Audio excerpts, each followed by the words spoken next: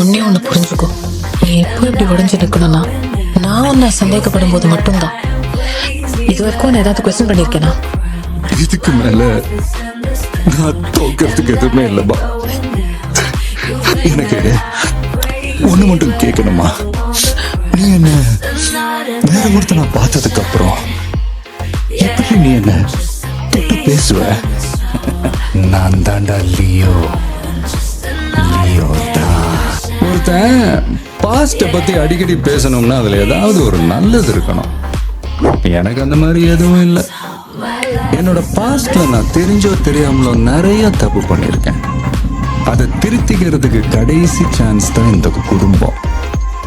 இந்த குடும்பத்தை காப்பாத்த நான் எந்த அளவுக்கு வேணாலும் போவேன்.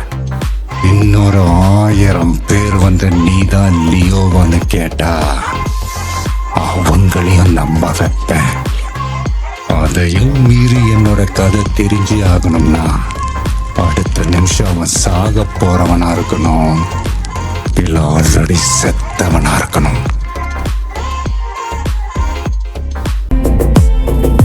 தனிமையில் நின்றேன், இழுப்பில் அழைத்தேன், பாவங்கள் சூழ்ந்த பாதையில் கண்ணீரில் விழுந்தேன்.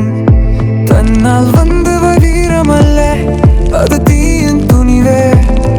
இனி நான் செல்லும் பாதை உயிரை தாண்டி கடப்பேன்.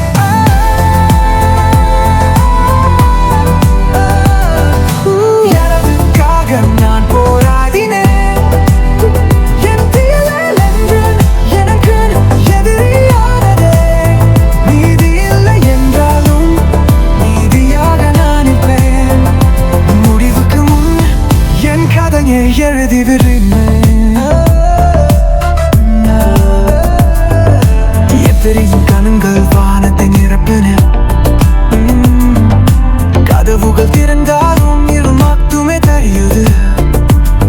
முகம் மாறிய வஞ்சகம் நம்மை சுற்றின. நெஞ்சம் என் நெஞ்சில் தழுவாய் பதிந்தது. ஆரம்பிக்கலாங்களா? Once upon a time there lived a ghost. He's not a myth anymore. என் பையன் செத்துருக்கு. எதுக்கா? ஒரு ட்ரக் ஃப்ரீ சொசைட்டிக்கு அதுக்கு மரியாதை பண்ணலாம் சார். இந்த ட்ரக்கோட எஃபெக்ட்ஸ் என்னன்னு தெரியுமா? நாம் செஞ்ச எந்த கொலையும் கொலை இல்லை சார். It's a statement. நல்லது செய்யறது கூட இந்த காலத்துல முகமூடி போட்டு செய்ய வேண்டியதா இருக்கு சார். நான் செய்யாத ஒரு தப்புக்காக 30 வருஷம் அண்டர் கிரவுண்ட்ல வாழ்ந்துட்டு இருக்கேன் சார். பேர உயிரோடு இருக்கான். அவன் வளர்ந்து நாளை பெரிய ஆளானது ஒரு ட்ரக் ஃப்ரீ சொசைட்டில அவன் வாழணும்.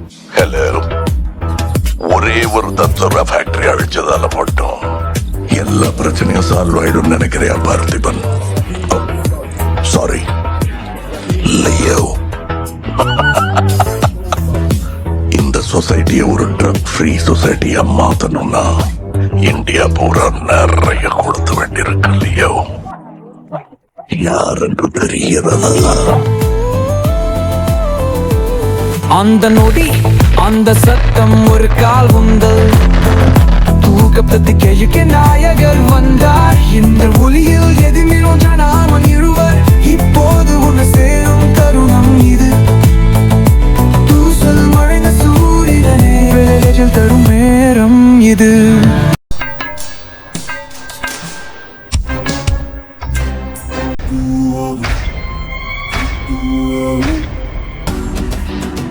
பத்து வருஷம் உள்ள இருந்தேன்னு மட்டும் தானே சார் தெரியும். உள்ள போறதுக்கு முன்னாடி என்ன பண்ணிட்டு இருந்தான்னு தெரியாதுல்ல.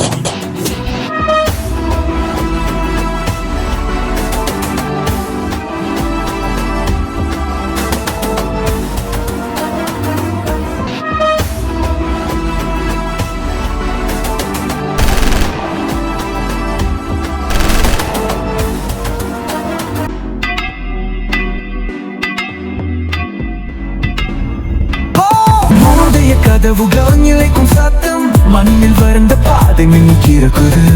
வருகை தீர்மானம் கண்ணில் சுமையை கறந்தாங்குது. அவன் பேச மாட்டான், ஆனாலும் யாரும் பேச முடியாது. மூன்றே நிலங்கள் மொழியில் நடக்குது. மூன்றே கதைகள் ஒரே வரலாறு எழுதும். தந்தானம் நின்று இவளை தாதி கண்ணீரை துதைக்கும் ஓர் சாதி.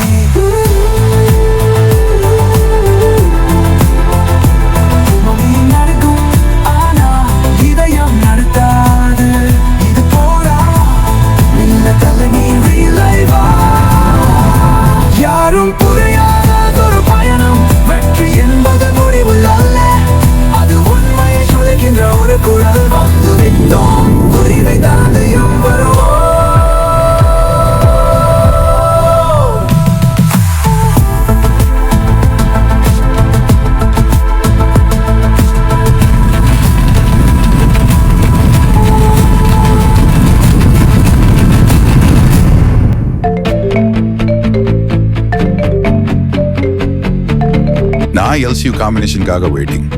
உங்களுக்கு அதே ஃபீலிங்னா உங்க பதில கீழே காமெண்ட் பாக்ஸ்ல ஐ எம் வெயிட்டிங் கமெண்ட் பண்ணுங்க.